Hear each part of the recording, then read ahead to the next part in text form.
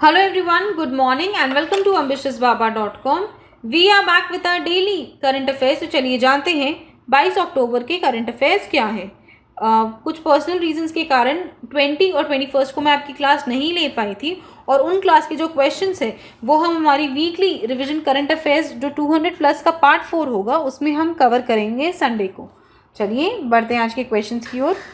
पहला सवाल, इनमें से कौन सा राज्य ने एनीमिया मुक्त भारत इंडेक्स 2020 में टॉप किया है? 5 ऑप्शन है हमारे पास। तो चलिए द आंसर इज ई हरियाणा। हरियाणा ने एनीमिया मुक्त भारत इंडेक्स 2020 में टॉप किया है। चलिए जानते हैं डिटेल्स। तो भारत के 29 स्टेट्स में से हरियाणा पहले नंबर पर है जिन्होंने टॉप किया है इन दी एनीमिया मुक्त भारत इंडेक्स 2020। इसके साथ साथ उनकी जो स्कोर रहा है वो है 46.7 और हरियाणा ने वर्ष 2019-20 में पहली बार 93% इम्यूनाइजेशंस अचीव किया है। और हरियाणा भारत के उन 11 स्टेट्स में से है जिन्होंने national health policy targets achieve किए हैं बिफोर द ईयर 2020। और एनीमिया में आपको बता देती हूँ आयरन की कमी से होता है, तो इसमें आयरन फॉलिक के जो इंजेक्शंस वगैरह हैं, सप्लीमेंट्स वगैरह है वो दिए जाते हैं। चलिए बढ़ते हैं अगले क्वेश्चन की ओर। दूसरा सवाल, इनमें से किस राज्य के मुख्यमंत्री ने Mo Bidyut electricity consumer service portal और ऐप लॉन्च किया है? 5 ऑप्शन है हमारे पास। तो चलिए the answer is D Orissa. हाल ही में उड़ीसा के मुख्यमंत्री नवीन पटनायक ने Mo Bidyut electricity consumer service portal और ऐप लॉन्च किया है। उनका इससे मानना है कि 89 लाख जो हमारे इलेक्ट्रिसिटी कंज्यूमर्स हैं उन्हें इससे काफ़ी फ़ायदा होगा। तो चलिए जानते हैं डिटेल्स। तो जैसे कि हमने क्वेश्चन में ही पढ़ा है कि उड़ीसा के मुख्यमंत्री नवीन पटनायक ने 19 अक्टूबर को लॉन्च किया है एक इलेक्ट्रिसिटी कंज्यूमर सर्विस पोर्टल मो विद्युत और उसका मोबाइल ऐप, जिसके तहत एफिशिएंट, टाइम बाउंड और ट्रांसपेरेंट ऑनलाइन सर्विस प्रोवाइड की जाएंगी उड़ीसा के लोगों को। इस पोर्टल के लॉन्च होने के बाद अब जो कंज्यूमर्स है वो कई सारी सर्विसेज का फ़ायदा उठा सकते हैं, जैसे कि नया पावर कनेक्शन वो ले सकते हैं अप टू 5 kW, चाहे वो डोमेस्टिक रीजंस के लिए हो, जनरल पर्पस के लिए हो या फिर स्पेसिफाइड पब्लिक पर्पसेस के लिए हो, जैसे कि इरिगेशन के लिए, पंपिंग के लिए, एग्रीकल्चर के लिए। और इसके साथ साथ 48 आवर्स के अंदर उन्हें नया कनेक्शन मिल जाएगा। उसके साथ साथ वो अपना एनर्जी बिल पेमेंट कर सकते हैं और कोई भी कंप्लेंट्स वगैरह है यानी कि कोई भी ग्रीवियांस है उन्हें उसे रिड्रेसल करवा सकते हैं इस सर्विस के माध्यम से। तो उड़ीसा के जो मुख्यमंत्री है उनका जो 5T मैकेनिज्म है उसके तहत ही किया गया है। उनका ऐसा मानना है कि उड़ीसा में मैक्सिमम से मैक्सिमम डिजिटल सर्विसेज उपलब्ध हो ताकि लोगों को अनटिल एंड अनलेस मैंडेटरी नहीं हो गवर्नमेंट और पब्लिक ऑफिसेज जाना नहीं पड़े। तो चलिए अब बात करते हैं उड़ीसा के बारे में। उड़ीसा का कैपिटल है भुवनेश्वर। उड़ीसा के गवर्नर का नाम है गणेशी लाल और उनके मुख्यमंत्री का नाम है नवीन पटनायक। चलिए बढ़ते हैं अगले क्वेश्चन की ओर। तीसरा सवाल, हाल ही में इनमें से किस राज्य या फिर यूनियन टेरिटरी के पंचायती राज एक्ट 1989 को हमारे यूनियन कैबिनेट ने मंजूरी दी है? 5 ऑप्शन है हमारे पास। तो चलिए the answer is D Jammu and Kashmir. हाल ही में हमारे केंद्रीय मंत्रिमंडल ने जम्मू एंड कश्मीर के पंचायती राज एक्ट 1989 को अडॉप्ट करने की मंजूरी दी है। तो चलिए जानते हैं डिटेल्स। तो हमारे केंद्रीय मंत्रिमंडल ने 21 अक्टूबर को अप्रूव किया है कि जो जम्मू एंड कश्मीर का पंचायती राज एक्ट 1989 है अब उसे अडॉप्ट किया जाएगा यानी कि अपनाया जाएगा। और इसके साथ साथ ये एक कैबिनेट मीटिंग हुई थी जिसको चेयर किया था हमारे प्रधानमंत्री नरेंद्र मोदी ने और उसके बाद उन्होंने ये ब्रीफिंग्स दी थी प्रेस को। इसके साथ साथ हमारे केंद्रीय मंत्री प्रकाश जावड़ेकर ने कहा है कि इससे जो 3 tiers of grass root level democracy है जम्मू एंड कश्मीर में अब वो इस्टेब्लिश किए जाएंगे जैसे कि पूरे भारत में है। जब आर्टिकल 370 और 35A लागू था जम्मू एंड कश्मीर में तब ये सारी सुविधाएं उपलब्ध नहीं थी, वहाँ पे 3 tier grass root democracy available नहीं था। लेकिन अब इस पंचायती राज एक्ट 1989 को अडॉप्ट करने के बाद अब वहाँ के जो लोग हैं वो अपने लोकल रिप्रेजेंटेटिव्स को इलेक्ट कर सकते हैं। चलिए बढ़ते हैं अगले क्वेश्चन की ओर। चौथा सवाल, हाल ही में सेबी ने एक एडवाइजरी कमेटी का गठन किया है जो कि रेकमेंड करेंगी policy on market data access. तो उस कमेटी के अध्यक्ष कौन हैं? 5 ऑप्शन है हमारे पास। तो चलिए, the answer is A, Madhabi Puri Buch is the head of the advisory committee for recommending policy on market data access, जिसे सेटअप किया गया था बाई सेबी। तो चलिए जानते हैं डिटेल्स। तो हाल ही में मार्केट रेगुलेटर सेबी यानी कि securities exchange board of India ने एक कमेटी का गठन किया था जो कि है मार्केट डेटा एडवाइजरी कमेटी। ये एक स्टैंडिंग कमेटी है जो कि सुझाव देगी कि कैसे अप्रोप्रिएट पॉलिसी अपनाई जाए for access of securities market data. इसके साथ साथ कैसे हम आइडेंटिफाई कर सकते हैं segment wise data parameters, data needs and gaps. उसके साथ साथ वो इस चीज़ पर भी सुझाव देंगे कि कैसे data privacy, data access regulations applicable हो मार्केट डेटा पर। और ये जो कमेटी है इनकी अध्यक्ष रहेंगी माधवी पुरी बुच, जो कि एक होल टाइम डायरेक्टर है ऑफ सेबी, और उसके साथ साथ उनके chief executives of stock exchanges and depositories representatives भी रहेंगे, उसमें से कई सारे स्टेक होल्डर्स रहेंगे और सीनियर ऑफिशियल्स भी रहेंगे एज मेंबर्स। चलिए अब बात कर लेते हैं कि हाल ही में कौन कौन सी कमेटी का गठन हुआ था और उनके अध्यक्ष कौन कौन हैं। तो नेशनल फाइनेंशियल रिपोर्टिंग अथॉरिटी के अध्यक्ष हैं प्रोफेसर आर नारायण स्वामी। सेबी रेजिक्स एडवाइजरी हैं Usha Thorat. National level committee for reforms in criminal law के अध्यक्ष हैं Ranbir Singh. Setting parameters for loan restructuring के अध्यक्ष हैं KV Kamath. Committee on business responsibility reporting के अध्यक्ष हैं Rajesh Verma. Assessment to relief to bank borrowers के अध्यक्ष हैं Rajiv Mehrishi. Government gives 1 year extension to company law committee के अध्यक्ष हैं राजेश वर्मा। इसके साथ साथ जो पंजाब, हरियाणा एंड यूपी में जो स्टबल बर्निंग हो रही है और जो पोल्यूशन का मुख्य कारण है दिल्ली एनसीआर में, उसके लिए एक कमेटी का गठन हुआ था जिसके अध्यक्ष हैं एक्स जज MB लोकर। चलिए बढ़ते हैं अगले क्वेश्चन की ओर। 5वां सवाल, इनमें से किस दिन इंटरनेशनल स्टेप्स डे मनाया जाता है? 5 ऑप्शन है हमारे पास। तो चलिए, द आंसर इज डी, 20 अक्टूबर को सेलिब्रेट किया जाता है इंटरनेशनल शेफ्स डे। चलिए जानते हैं डिटेल्स। तो इंटरनेशनल शेफ्स डे हर साल 20 अक्टूबर को मनाया जाता है। इस दिन को मनाने का मकसद है कि हम सेलिब्रेट कर सके और सम्मान दे सके इस नोबल प्रोफेशन को, और इसके साथ साथ लोगों को एडुकेट कर सके अबाउट हेल्दी ईटिंग। ये दिन उन एक्सपीरियंस शेफ्स के लिए भी है ताकि वो अपनी जो नॉलेज है, अपनी जो कलिनरी स्किल्स है, उसे पास ऑन कर सके अपनी नई जनरेशन के लिए with a sense of pride and commitment. और ये जो दिन है ये शुरू किया गया था वर्ष 2004 में बाय डॉक्टर बिल गालाघर, जो कि रिनाउंड शेफ है और पूर्व प्रेसिडेंट रह चुके हैं of the world association of chefs society, और उन्होंने निर्माण किया था इस दिन का इन 2004। और इस वर्ष का उनका थीम है healthy food for the future. चलिए बढ़ते हैं छठे क्वेश्चन की ओर। छठा सवाल, पुलिस स्मरणोत्सव दिवस हर साल किस दिन मनाया जाता है? 5 ऑप्शन है हमारे पास।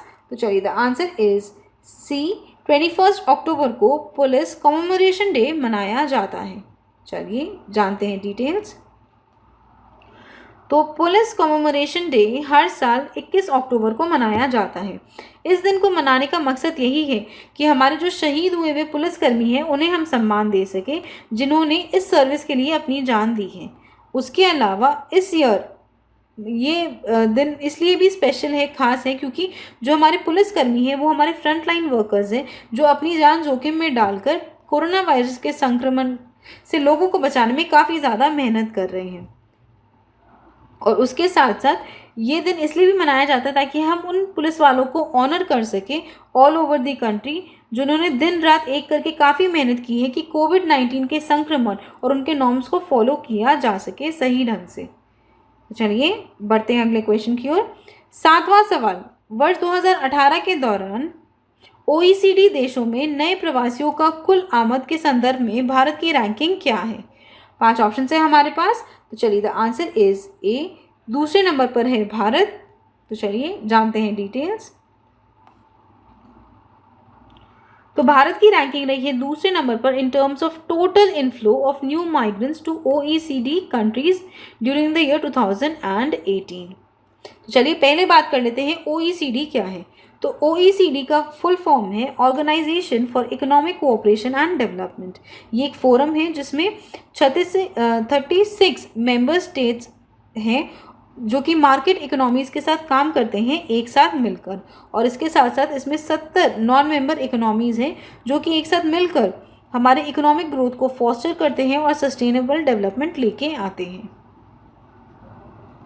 तो हाल ही में OECD ने एक रिपोर्ट रिलीज़ की थी इन टर्म्स ऑफ माइग्रेशन, और जिसमें पहला स्थान है वो कि अचीव किया गया है बाई चाइना।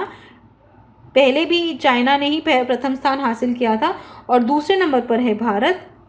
उन्होंने रोमानिया को टुक किया है, और इस साल उनकी जो रैंकिंग है वो है दूसरे नंबर पर, और तीसरे नंबर पर है रोमानिया। और इसके साथ साथ जो माइग्रेशन होता है from India to OECD countries वो काफ़ी ज़्यादा बढ़ गया है, यानी कि लगभग बाई 10% बढ़ा है, और अब वो अचीव किया है 3.3 लाख, जो कि है 5% of the overall migration to OECD countries. तो माइग्रेशन जो होता है उसमें इंक्लूड होते हैं Indians obtaining citizenship of these countries, मतलब वो जिस देश में जाते हैं वहाँ की वो सिटीजनशिप हासिल करते हैं। चलिए बढ़ते हैं अगले क्वेश्चन की ओर। 8वां सवाल, किस देश के एलावेनिल वल्वेरन ने हाल ही में गोल्ड जीता है in women's event of the 2020 international air rifle championship? 5 option है हमारे पास। तो चलिए the answer is C, India. Bharat के एलावेनिल वल्वेरन ने हाल ही में गोल्ड जीता है in women's event of the 2020 international air rifle championship. चलिए जानते हैं डिटेल्स। तो शूटिंग में दुनिया के पहले नंबर पर है एलावेनिल वल्वेरन, जिन्होंने जीता है gold medal in women's event of the 2020 Sheikh Russel international air rifle championship. और ये जो इवेंट है ये ऑर्गेनाइज किया गया था by Bangladesh shooting sport federation यानी कि BSSF, और जापान के नोया ओकोडा ने जीता है इसमें gold in the mains event, और भारत के शशु तुषार माने ने जीता है सिल्वर।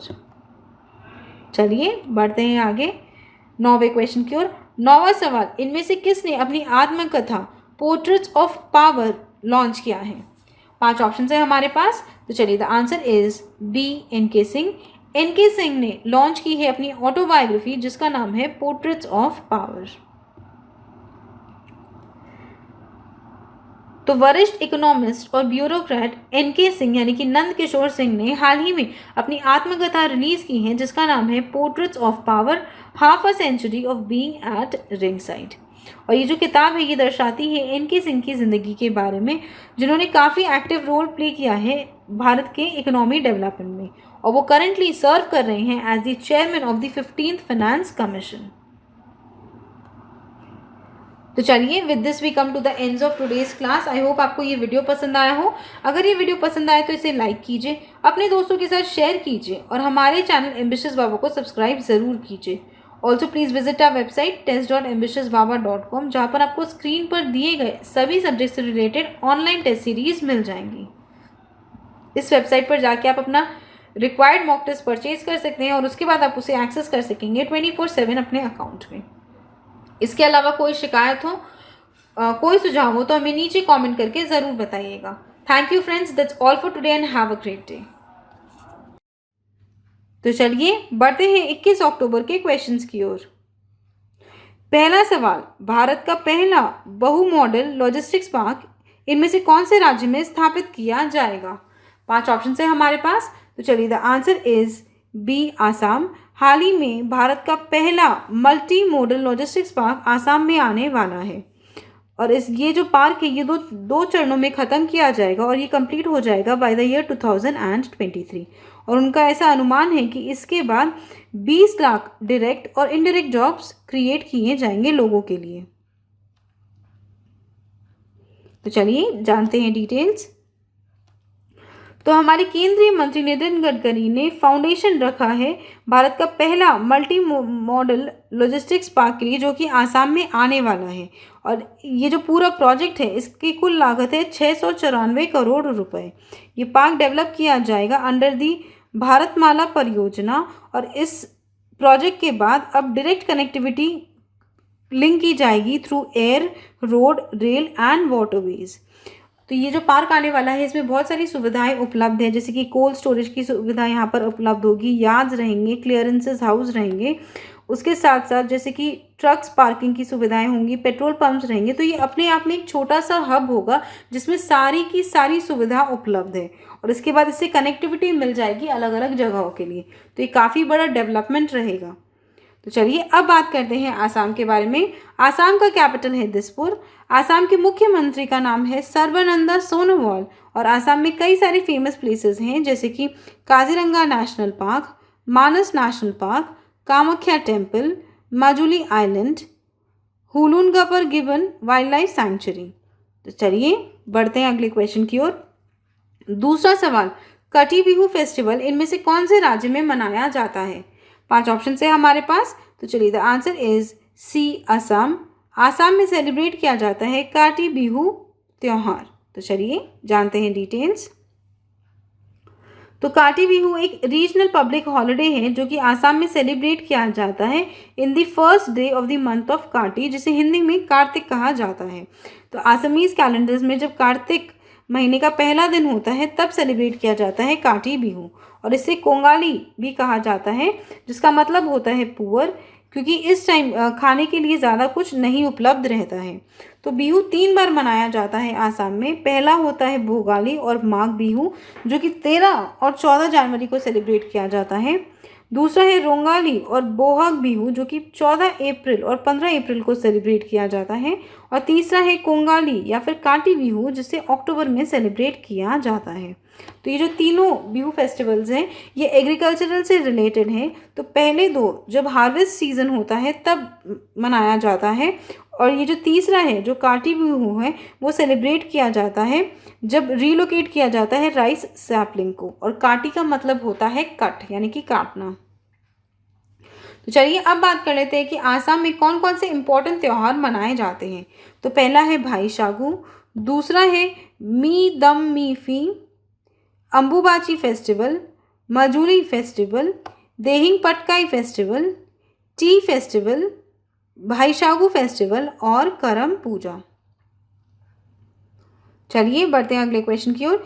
तीसरा सवाल, उत्तर प्रदेश की गवर्नर आनंदीबेन पटेल ने हाल ही में सेफ सिटी प्रोजेक्ट इनमें से कौन से शहर में शुरू की है?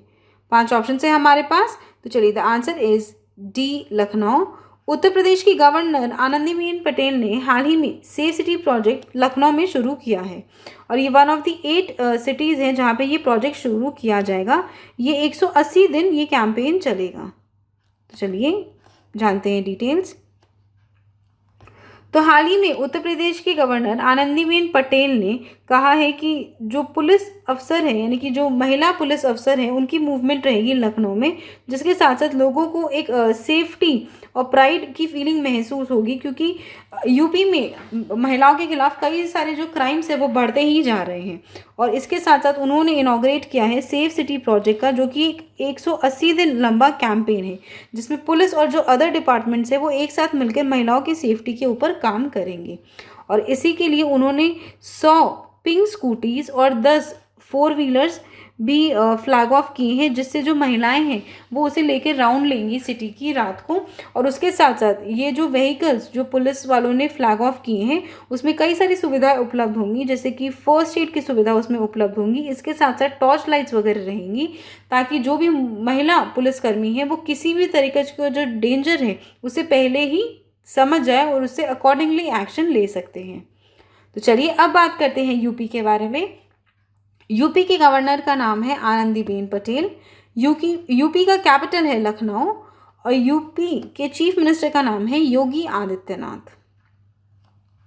चलिए बढ़ते हैं चौथे क्वेश्चन की ओर। चौथा सवाल, IHS मार्केट द्वारा होस्ट किए गए सेरावी के भारत ऊर्जा मंच का उद्घाटन कौन करेगा? 5 ऑप्शन है हमारे पास। तो चलिए the answer is C, Narendra Modi. हमारे प्रधानमंत्री नरेंद्र मोदी जी उद्घाटन करेंगे भारत के एनर्जी फोरम, जो कि ऑर्गेनाइज किया गया है बाय IHS मार्केट। तो चलिए जानते हैं डिटेल्स।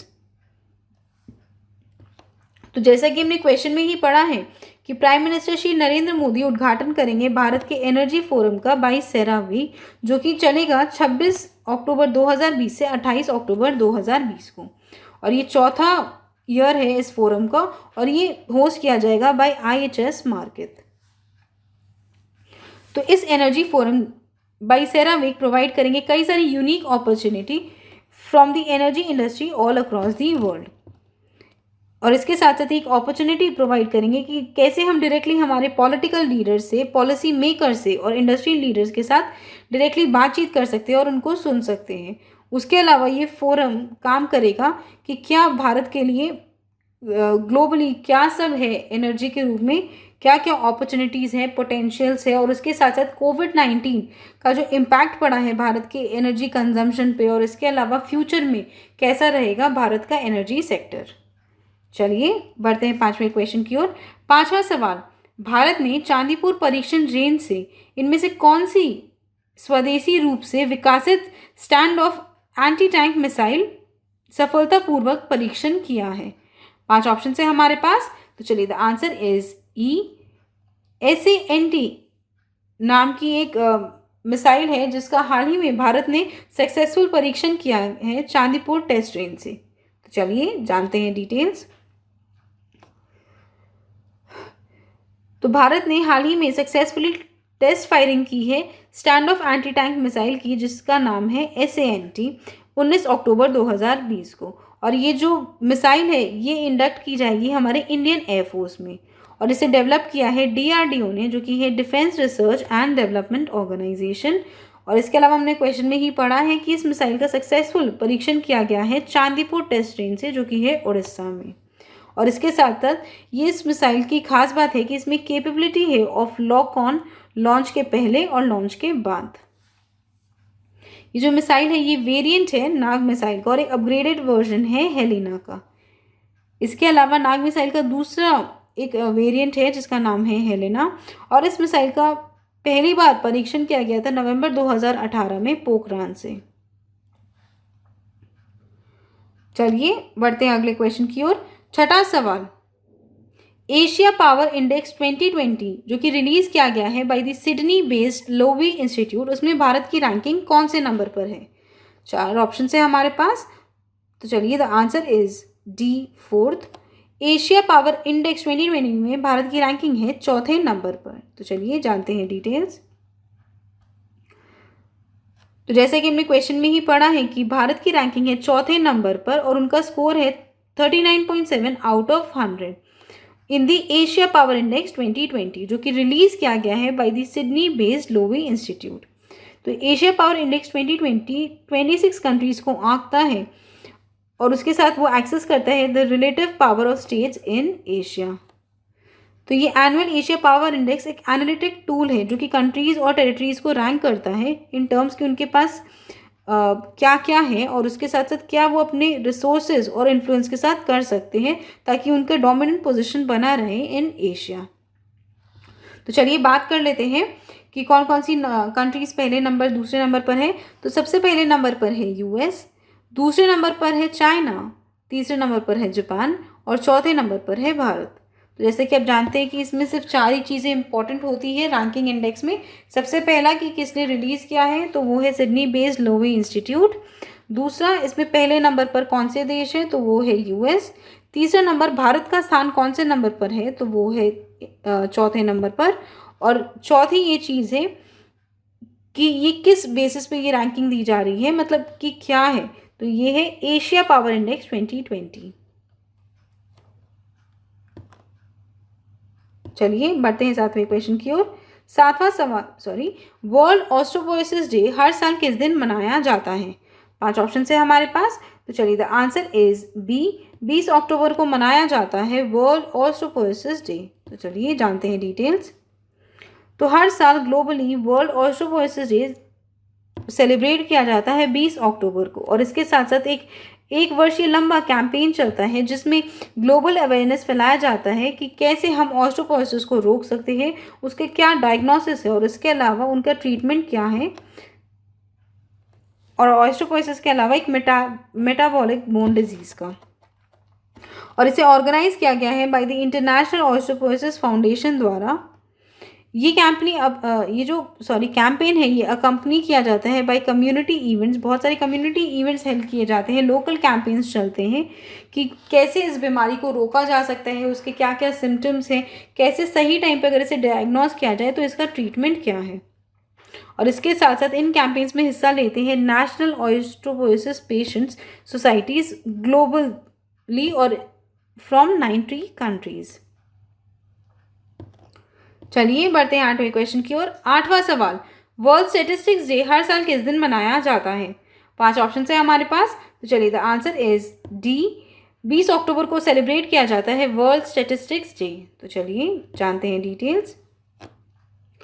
तो तीसरा, वर्ल्ड स्टैटिस्टिक्स डे ऑब्जर्व किया जाता है ग्लोबली 20 अक्टूबर 2020 को, और इस दिन को सेलिब्रेट करने का एक ग्लोबल कलेक्टिव एंडेवर है जो कि ऑर्गेनाइज किया जाता है under the guidance of United Nation Statistical Commission. और इस वर्ष उनका थीम है connecting the world with data we can trust.